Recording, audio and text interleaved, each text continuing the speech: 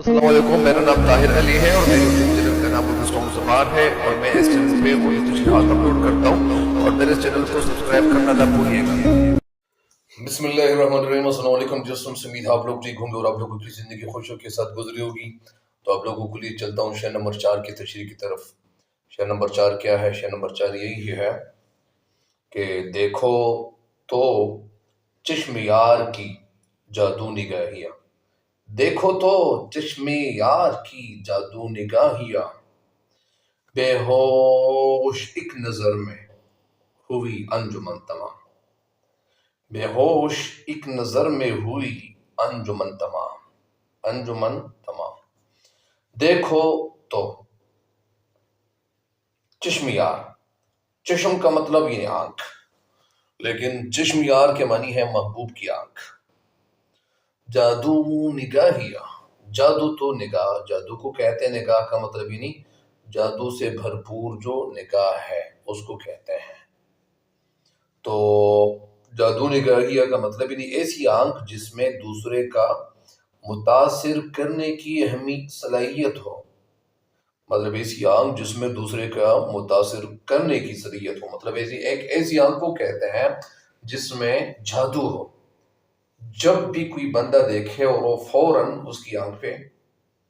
दिल हार बैठे। अंजुमन का मतलब मैंने पहले भी बताया, अंजुमन का मतलब है महफिल। तमाम का मतलब ही नहीं मुकम्मल होना, तो अंजुमन तमाम का मतलब ही नहीं, अंजुमन मुकम्मल होना। और जिस तरह बता दिया, अब इस शेर का जो मफहूम है तो वो कुछ यूँ है कि शायर तमाम का मतलब ही नहीं ख़त्म होना। अच्छा, शेर में जो महबूब के हवाले से जो बताते हैं वो क्या बताते हैं? वो यही बताते हैं कि मेरे महबूब की नज़रों में, मेरे महबूब की नज़रों में ऐसा जादू है कि उसकी एक ही नज़र से तमाम अंजुमन अपने होश व हवास खो बैठी। अच्छा, तो कहने का मकसद यह है कि मेरे महबूब की नज़रों में ऐसा जादू है कि उसकी एक ही नज़र से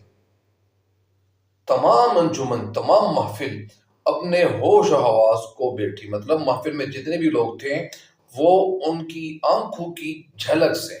उनकी आंखों से, यानी उनकी आंख जो है वो इतनी खूबसूरत है कि उसको देखकर ही सारे लोग जो थे वो क्या हो गए? मुतासर हो गए, होश हवास को बैठे। पता नहीं वो आंख की कैसी आंखी थी कि ये लोग मतलब इन्हें अपने दिल गवा बैठे। इस शेर में शेर जो कहना चाहते हैं वो क्या कहना चाहते हैं? ये शेर भी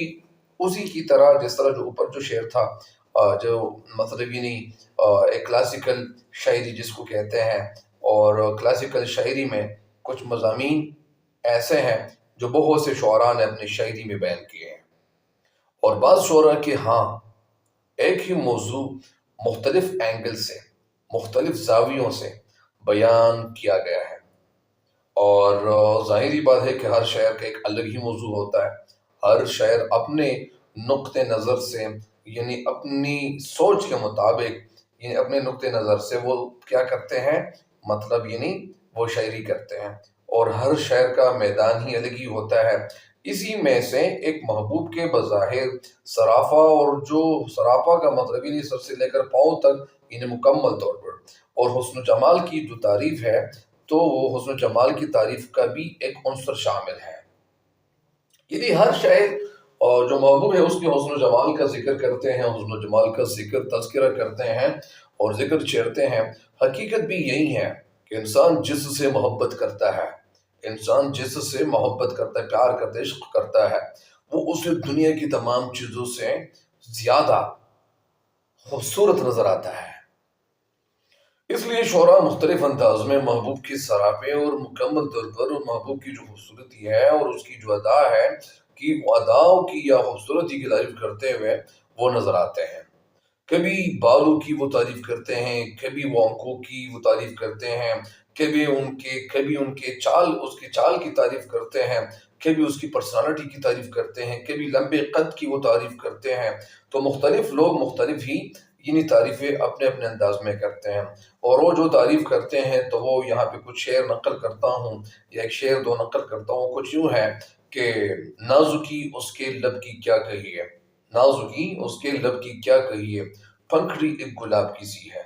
مطلب یعنی وہ کیا کرتے ہیں،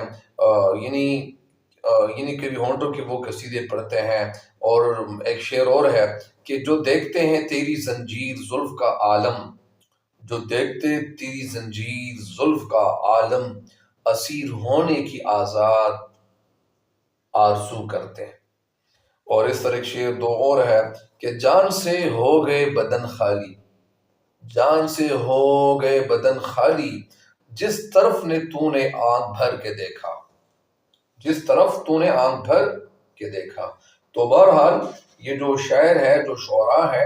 تو انہوں نے مختلف انداز میں یعنی مختلف قسم کی شاعری کی ہوئی ہے۔ بہرحال حسرت موہانی نے بھی یہاں پہ محبوب کی جو آنکھیں ہیں، تو آنکھوں کو یعنی تعریف کرنے کا ایک موقع ملا ہے، اور یہاں پہ حضرت موہانی نے یہاں محبوب کی آنکھوں کی تعریف کی ہے، اور وہ تعریف میں کہتے ہیں کہ چشم یار کا یعنی لفظ محبوب کی آنکھوں کے لیے استعمال انہوں نے کیا ہے، اور حضرت کہتے ہیں کہ تم میرے محبوب کی آنکھوں کا جادو تو دیکھو، کہ وہ جس محفل میں جاتا ہے، جس جگہ پہ بھی جاتا ہے، جس جگہ پہ بھی جاتا ہے، لوگ اس کی آنکھوں کی خوبصورتی کو دیکھ کر محفل میں ہی بے ہوش ہو جاتے ہیں، مطلب وہ اپنے ہوش و حواس کھو بیٹھتے ہیں۔ اور محبوب کی قاتل نگاہوں میں ایک جادو کا اثر موجود ہے۔ جس طرح پہلے شعر کی تشریح بھی میں نے بتایا کہ کبھی کبھار لوگ یعنی لوگوں سے متاثر ہوتے ہیں، یا ان کی چال زر سے متاثر ہوتے ہیں، یا ان کے بالوں سے متاثر ہوتے ہیں، یا ان کی آنکھ سے متاثر ہوتے ہیں، یا ان کی پرسنالٹی سے متاثر ہوتے ہیں، تو شاعر بھی یہیں پہ یعنی جو محبوب ہے تو محبوب کی آنکھوں سے متاثر نظر آتا ہے۔ اور وہ آگے کہتے ہیں جس طرح کہ اس نے یعنی شاعر نے یہاں پہ ایک مبالغہ سے بھی کام لیا ہے۔ مبالغہ رہی یعنی یہ تو حد سے جو زیادہ مبالغہ رہی کرتے ہیں، تو وہ تو مطلب یعنی حد سے جو زیادہ جو مبالغہ آرائی کی جائے تو اس کو غلو کہتے ہیں، لیکن یہاں پہ مبالغہ آرائی ایک ایسی صفت ہے جس میں مطلب ایک بات کو شعراء جو ہوتے ہیں وہ بڑھا چڑھا کر پیش کرتے ہیں، جس پہ انگلش میں ایگزیجریشن کہتے ہیں۔ اگرچہ یہ بات درست ہے کہ کچھ لوگوں کی آنکھیں خوبصورت ہوتی ہیں، لوگ تعریف بھی کرتے ہیں اور دیوانے بھی ہوتے ہیں، لیکن ایسا ممکن نہیں ہے کہ آنکھوں کی خوبصورتی کو دیکھ کر یا اس میں جادو کا اثر دیکھ کر کوئی اپنے ہوش و حواس کو بیٹھے اور تمام محفل بے ہوش ہو جائے۔ لیکن اس مبالغہ آرائی کے باوجود شعر کا جو حسن ہے، شعر کے اندر جو ایک چاشنی ہے، جو ذائقہ ہے، وہ قائم اور دائم نظر آتا ہے۔ یعنی شاعر یعنی حضرت نے شاعری کا یعنی یہ اصل میں شاعری کا خاصہ بھی ہے، اور شاعری کا ایک وتیرہ بھی ہے کہ وہ جب وہ ذکر بھی کرتے ہیں محبوب کو، اور ساتھ ہی ساتھ یعنی وہ جو دامن ہے غزل کا وہ نہیں چھوڑتے، کہ وہ فلسفہ عشق اور باوقار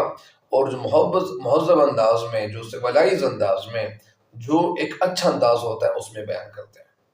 جس میں شاعر کبھی کبھار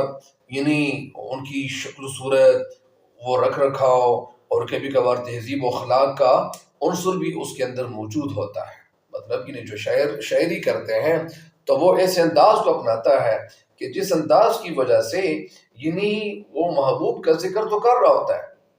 اور محبوب کی خوبصورتی تو بیان کر رہا ہوتا ہے، لیکن محبوب کی خوبصورتی کو بیان کرتے کرتے یعنی جو حضرت موہانی ہے، تو یہ جو غزل کا جو ایک میدان ہے اور غزل کی جو مطلب یعنی جو ایک تعریف کی جاتی ہے، تو وہ اس چیز سے اس دائرے سے باہر نہیں نکلتے، اس دائرے کو یعنی مطلب لمٹ میں رہتے ہیں، اس لمٹ کو وہ کراس نہیں کرتے۔ کیوں نہیں کرتے؟ اسی وجہ سے تو یہ مطلب اتنے بڑے شاعر بن گئے، اور کبھی کبھار وہ حسن و عشق کا بیان یعنی بڑے جذباتی انداز میں بھی کرتے ہیں، لیکن جذبوں میں مطلب یعنی ایک شائستگی ہوتی ہے، ایک خوبصورتی ہوتی ہے، اور یہ شعر اس کی ان خصوصیات کی ایک مطلب یعنی ایک بہترین مثال ہے۔ جس طرح یعنی شاعر نے یہاں بھی مطلب جو حضرت موہانی کے ایک شعر ہے، اور وہ کچھ یوں ہے کہ ہم کیا کریں نہ تیری اگر آرزو کریں، ہم کیا کریں نہ تیری اگر آرزو کرے، دنیا میں اور کوئی بھی تیرے سوا ہے کیا؟ یعنی ہم کیا کریں نہ تیری اگر آرزو کرے، دنیا میں اور کوئی بھی تیرے سوا ہے کیا؟ مطلب یعنی دنیا میں کوئی اور تیرے سوا کوئی ہے کہ جس کی ہم آرزو کریں، جس کی ہم خواہش کریں، جس کی ہم تمنا کریں؟ تو لہٰذا یعنی شاعر یہاں پہ کبھی کبھار مطلب یعنی آنکھوں کا ذکر کرتے ہیں، آنکھوں کی خوبصورتی کا ذکر کرتے ہیں، وہ اس لیے کرتے ہیں کیونکہ وہ اس کو جو محبوب نظر آ رہا تھا تو وہ اس محبوب پہ وہ عاشق ہو گئے تھے۔ بہرحال امید ہے کہ انشاءاللہ میری جو ویڈیوز ہیں ان کی تشریحات ایک دوسرے کے ساتھ شیئر بھی ضرور کریں گے۔ کبھی کبھار یعنی شعر کی تشریح طویل ہو جاتی ہیں تو لہٰذا آپ لوگ بھی بور نہ ہوئے گا اور نہ ہو جائیے گا، کیونکہ ظاہری بات ہے کہ اس میں آپ لوگوں کا ہی فائدہ ہوتا ہے جب آپ ایک شعر کی تشریح صحیح طریقے سے سمجھنے کی کوشش کریں گے اور ڈیٹیل سے سننے کی کوشش کریں گے تو آپ کو شعر کی تشریح بھی سمجھ آ جائے گی، اور آپ میری جو تشریحات ہیں آپ لکھ بھی سکتے ہیں، بورڈ میں اچھے اچھے نمبر بھی حاصل کر سکتے ہیں۔ تو جب اگر میری تشریحات آپ سنیں گے انشاءاللہ تو آپ کو بہت زیادہ مثلاً یعنی نمبر مل سکتے ہیں۔ بہرحال امید ہے کہ آپ میری ویڈیو ساری ایک دوسرے کے ساتھ شیئر بھی کریں گے، اور مجھے بھی خصوص دعا میں یاد رکھیے گا۔ تب تک کے لیے مجھے دیجیے گا اجازت۔ اللہ نگہبان۔